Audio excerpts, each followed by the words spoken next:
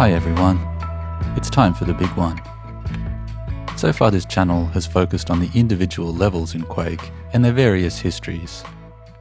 While that provides no shortage of material, there's one obvious category which I haven't covered yet. That is, of course, the single segment, full game speedrun. Initially a niche category, the easy skill marathon through Quake has become the most difficult and prestigious run in the game, with players dedicating months or even years to get themselves onto the tables. In this video, I'll take us through the history of full game records and the players who have pushed Quake to its limits. I hope you like it.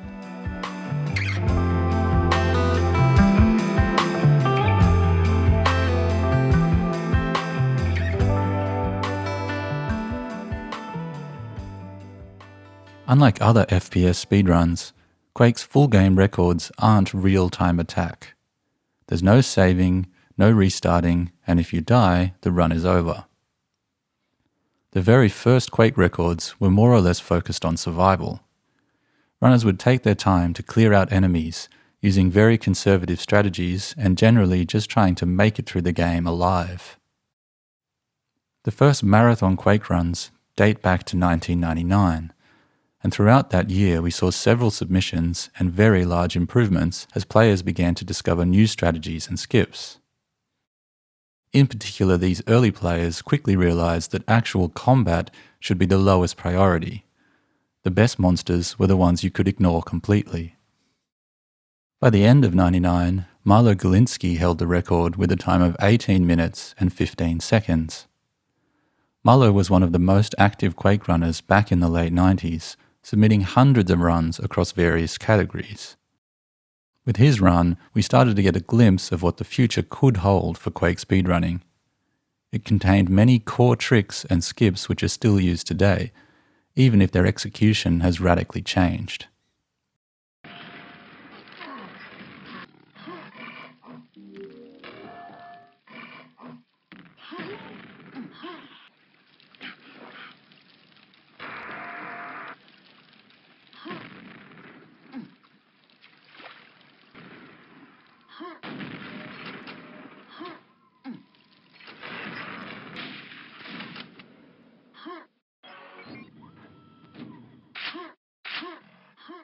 A year later, Daniel Magnusson improved Marlo's time by 70 seconds for a time of 17:05. Daniel took greater risks and pushed for bigger skips in his run. This sequence of E1M3, E1M4 and E1M5 is very impressive for its time, with major skips using grenade and rocket boosts.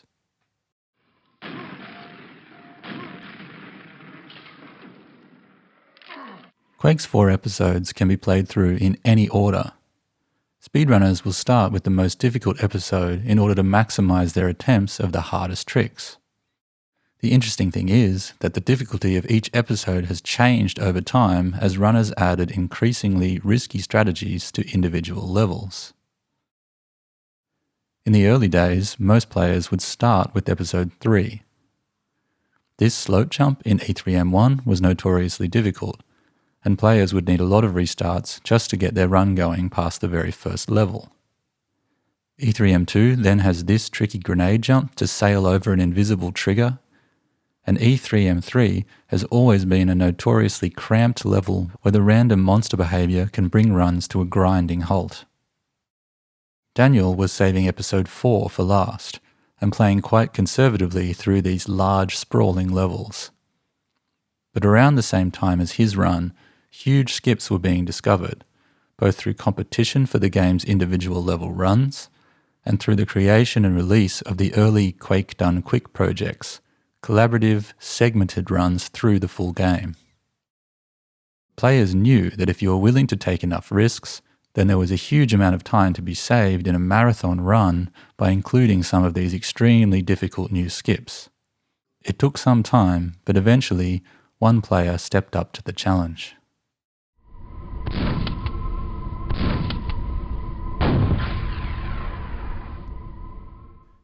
During the years 2000 and 2001, Martin Selenis submitted 3 separate records. By the time he was done, he had revolutionized the category, and it was mostly thanks to episode 4. Martin threw caution to the wind and included all the tricks which had been discovered up until that point. First, there was this extremely precise curling jump at the very beginning of E4M1, skipping more than half of the level. Previous strategies with a box boost were cool, but much slower. At the end of E4M2, there was another huge skip using air control. If you perform a mid-air curl and land on top of this teleporter, you can do a very awkward long bunny into the exit, skipping the silver key entirely. And in E4M3, massive boosts could be used to fly through the map's long corridors. First, a double grenade jump off this knight to boost over the lava pit, and then a quad damage grenade boost to race from the key to the exit.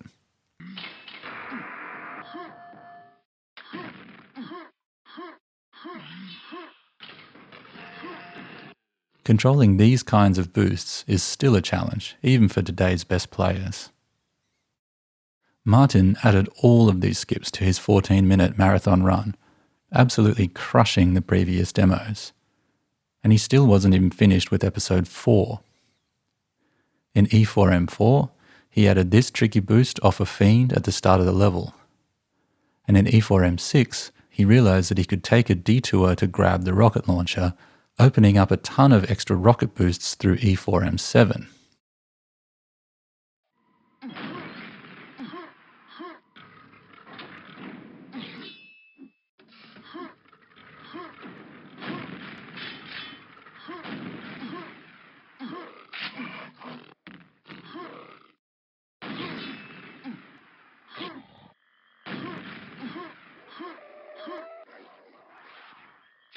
The fact that he was able to cram all of these tricks into a marathon in 2001 is mind-blowing, and since his demo, almost all runners have started their attempts with episode 4. Martin saved huge amounts of time on other levels as well. His E2M4 was a full 21 seconds ahead of Daniel, using a long series of tweaks. Previous demos had been too cautious, taking detours to grab armor and power-ups like the quad damage hidden in this slime in order to safely carve through enemies. Martin skipped the armor, skipped the quad damage, and skipped killing most of the enemies. He added a simple curling bunny to reach the silver key, and added 2 extra rocket jumps, first to the top level of this room, then on top of the exit where he could quickly shoot these 3 buttons. This route became the foundation for all future runs. Skipping armor and power-ups was a common theme throughout Martin's record. On E1M4, previous runners had taken a detour to collect this secret yellow armor. Martin realized there was no need and powered through the map with lower health. He still had enough left to accidentally blast himself in the face with a stray rocket on E1M5, although he did have to grab a spare health pack. There are a few mistakes like this in the run, and of course, watching Martin's run now, the movement does still look a little dated compared to that of modern players. But remember that this was all recorded 23 years ago. 2001 Quake was a very different game, and for its time, this run was just jaw-droppingly good. So good that it inspired some guy to try the category several years later.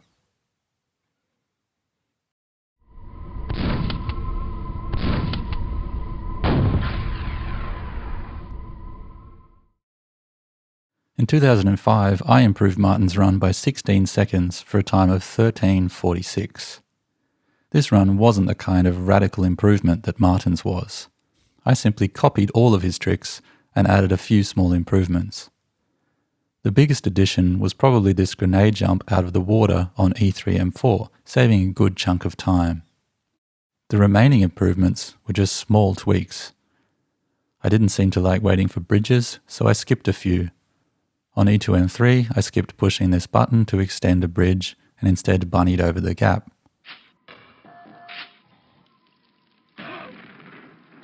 On E1M2, I did the same thing, bunnying across to the key. And on E1M7, I didn't wait for this bridge to extend before jumping down the last tunnel.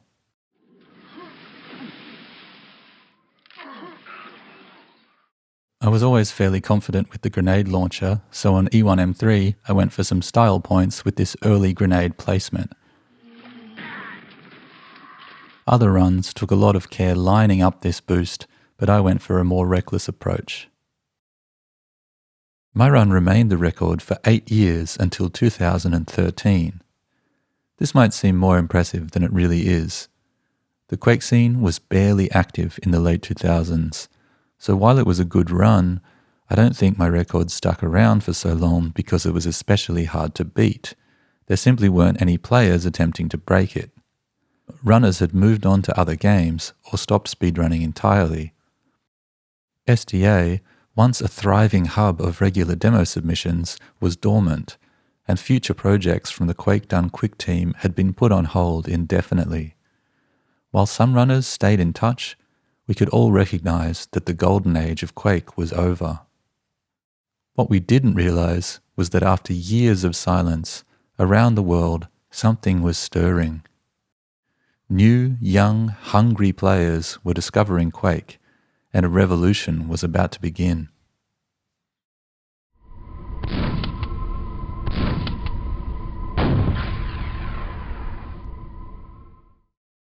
Just when it really seemed as if Quake had taken its final breath, Max Cool Kid Lundberg entered the scene. He has runs and world records for a bunch of games, and he was also the first player to run Quake at AGDQ back in 2014. This run is still great fun to watch and is sitting on over 2 million views. Cool Kid submitted 3 Quake records over the course of 2 years in 2013 and 14. First 13:37, then 13, then 12 minutes 54, a massive 52-second improvement over my run. By the time he was done, Cool Kid had added some very impressive tricks to the run. On E1M4, previous runners had used a simple grenade jump to grab the silver key before completing the level. Max was the first player to use a much bigger, much more difficult slope grenade boost all the way to the exit area.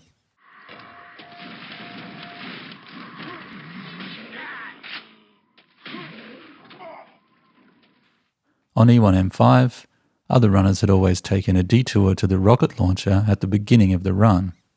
Cool Kid skipped this and instead performed 2 nice grenade jumps, first to the secret teleporter at the beginning of the map, and then off of this fiend up to the ledge with the rocket launcher as he finished the level.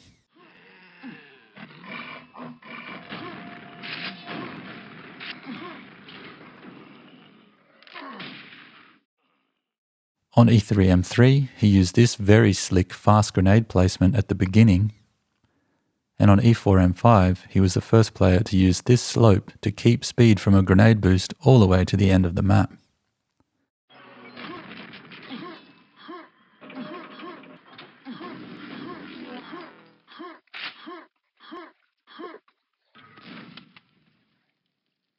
All of these new tricks were amazing, but the biggest time saver in Cool Kid's run wasn't from a new skip or shortcut. Rather, it was the use of a new technique revolutionizing Quake speedrunning, power bunny hopping. This involves tapping forward precisely as you land while bunnying, preserving speed and saving a tiny fraction of a second with every single jump. You may have noticed that speedrunners jump a lot in Quake, so perform this technique a few thousand times and you're looking at something very significant. Cool Kid was also the first player to put more detailed thought into his specific jumping patterns throughout the run, saving huge amounts of time through superior modern movement. The age of next-gen Quake had begun, and it was up to new players to push this style to its limits.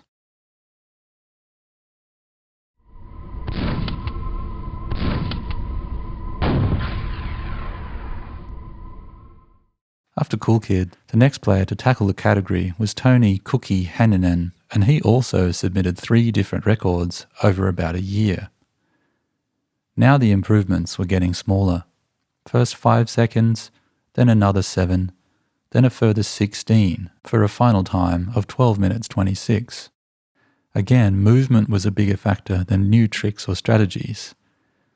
Cookie was taking better lines, finding more efficient jump sequences, and playing with what I think is one of the smoothest styles to ever grace the game. I honestly don't know what it is, but somehow Cookie achieves a level of silky, buttery smoothness that no other runner can match. Am I the only one who gets slightly hypnotized by this footage? I can't put my finger on why. Cookie did still add some new strategies. One of the biggest changes was another detour on E4M6 to grab red armor in addition to the rocket launcher. This allowed for even more boosts on E4M7, and he was the first player to fly through these corridors in an uninterrupted rocket jump and bunny sequence.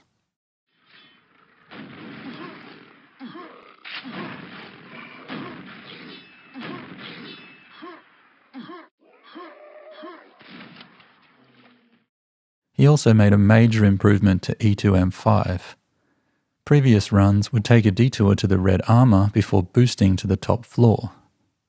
You can block this long and slow elevator by getting stuck as it descends, but it chews up a lot of health. Cookie skipped the red armor and added this much more difficult slope rocket boost directly to the elevator, just barely surviving the rest of the map, including rocket boosting down to 5 HP.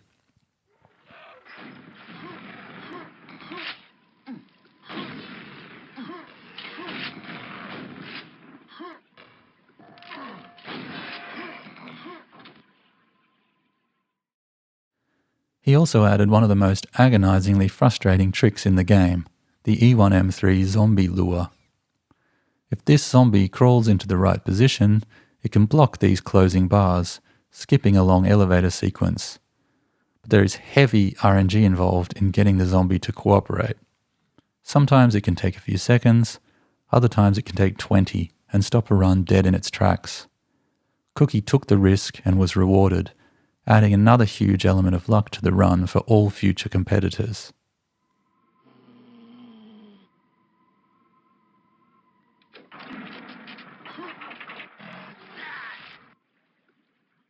The rest of the improvements were again just small tweaks. A cool off-the-wall grenade shot on E2M3.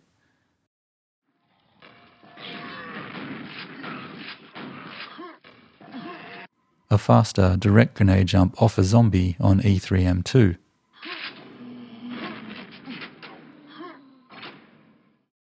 A rocket jump out of the water on E3M5.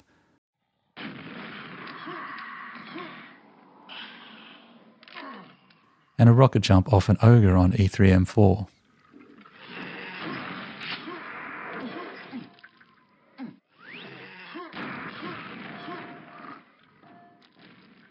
The potential time saves in Quake were getting smaller and smaller, and the run was looking increasingly optimized. To show how tight things were getting, all we have to do is look at the next world record.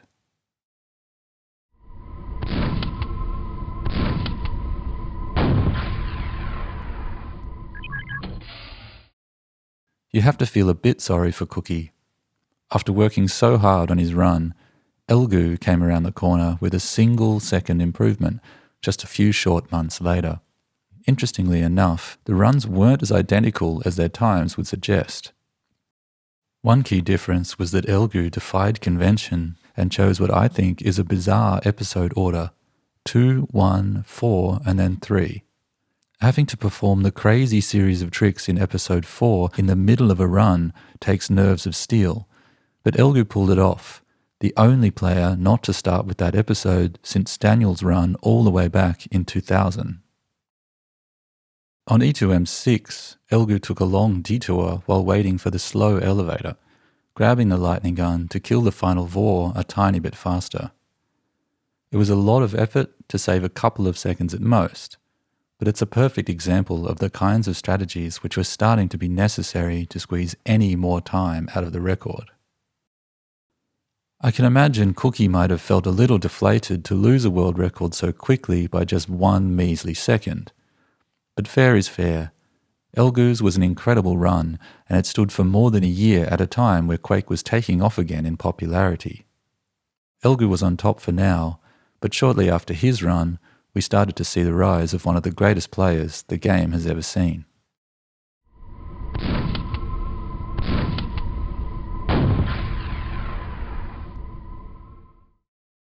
If you've followed Quake at all in the past decade, you've seen the name. Connie Jukebox Vernison was by far the most dominant player during the late 2010s.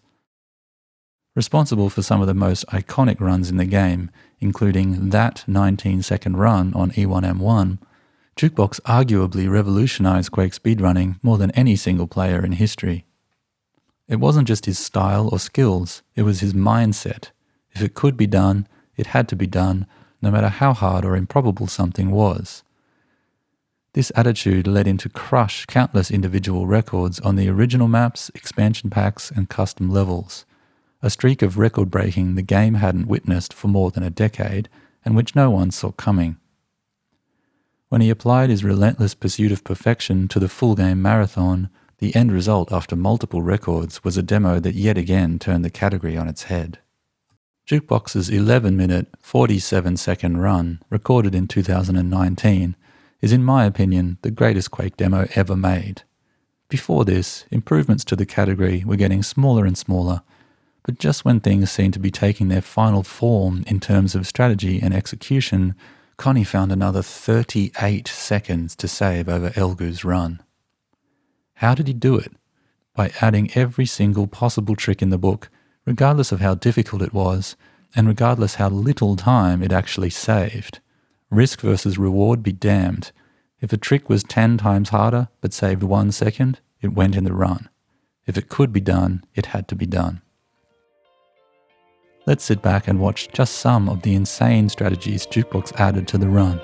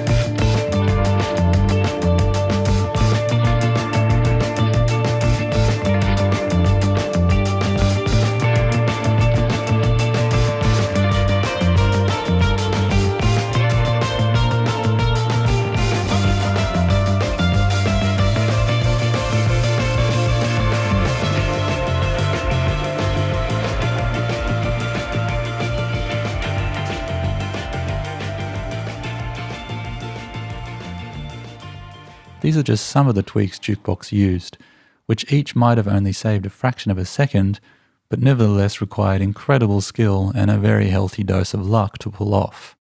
My personal favourite is the fish boost on E4M4. This is just such a stupidly difficult trick to perform.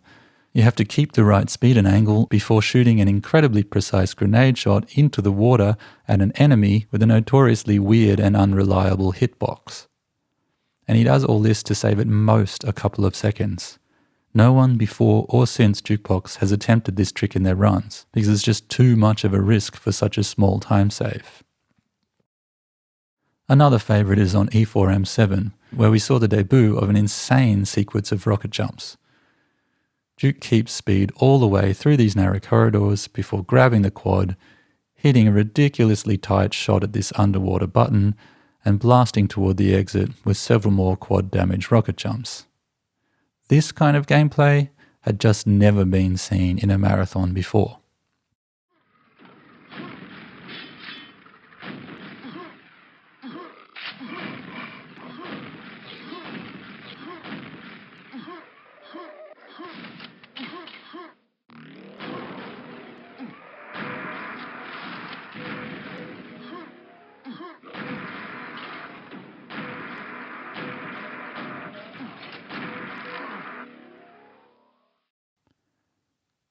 Jukebox was also the first person to use the lightning gun bug on E2M6.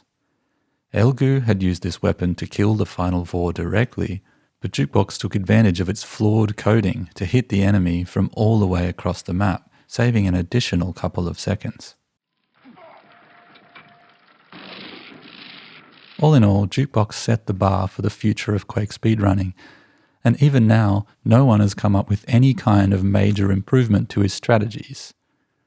When I first watched this run, I honestly did think, well, this is it. No one is going to be crazy enough to challenge this run. This was true for 3 years, but in 2022, Muty started playing Quake.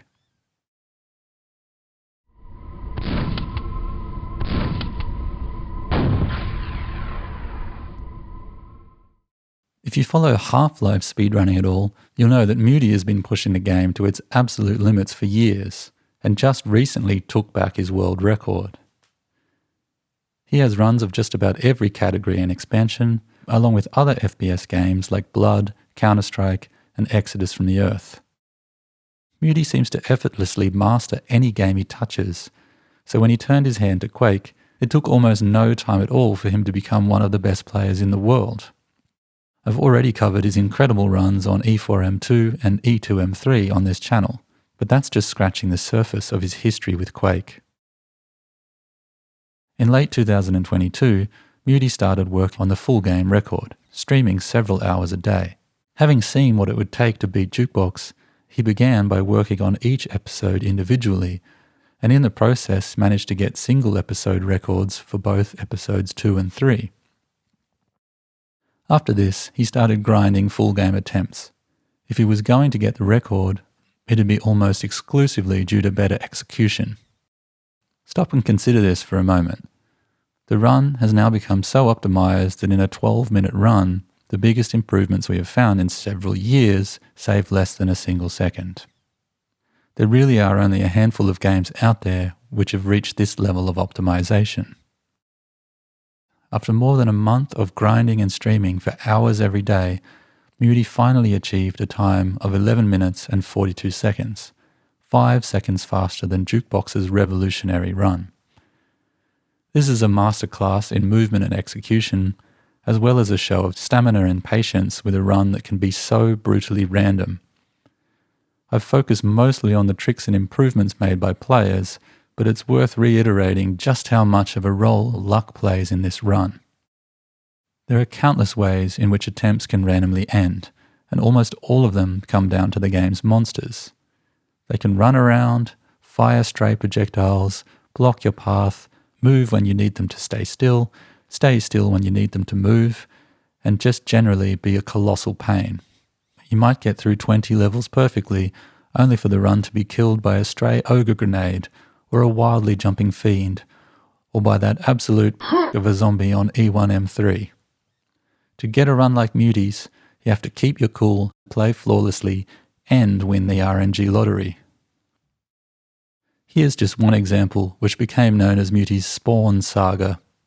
These randomly moving, exploding nightmares are the bane of many Quake speedrunners' existence, and on E4M3, Muty seemed cursed to have his runs come to a screeching halt by their sudden appearance.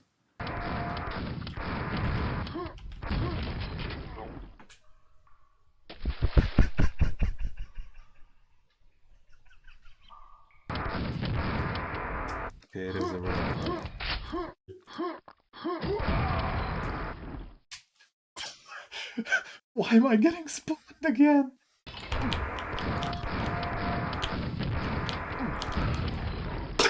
Why is this happening again?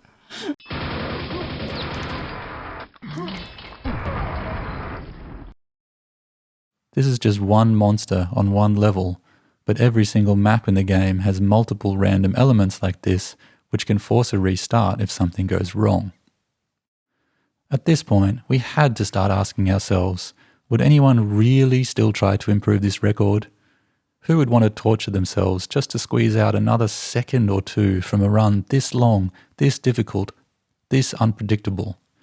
Surely we've reached peak Quake. No one in their right mind will attempt this record anymore, right?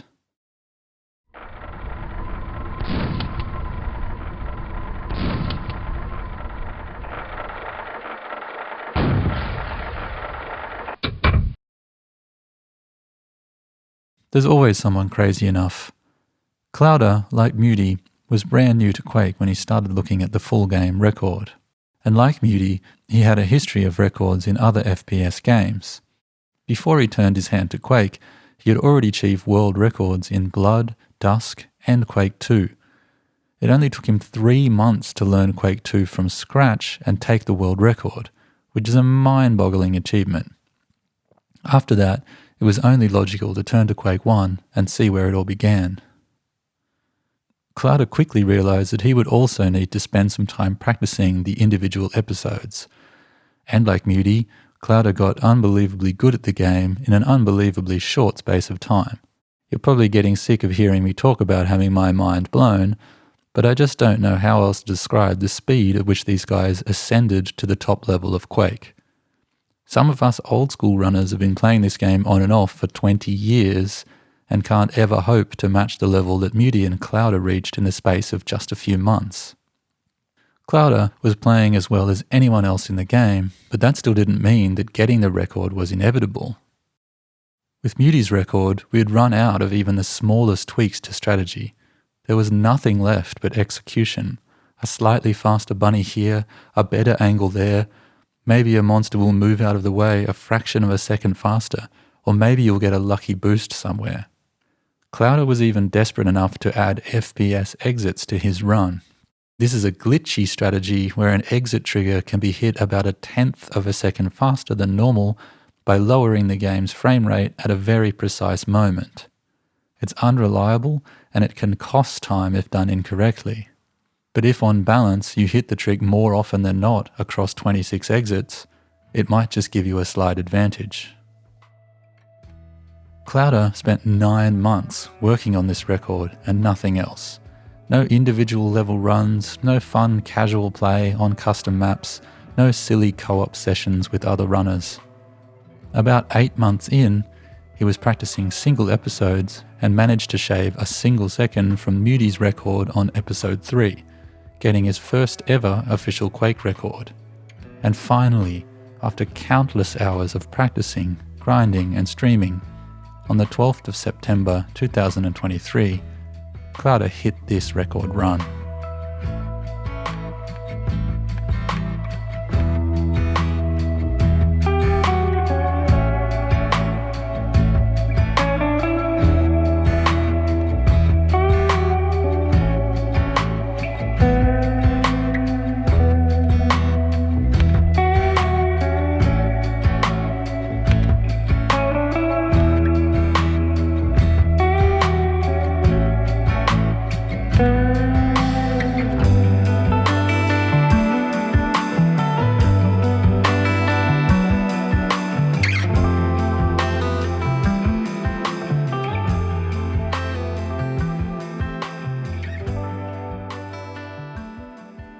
Nine months work to save 3 seconds.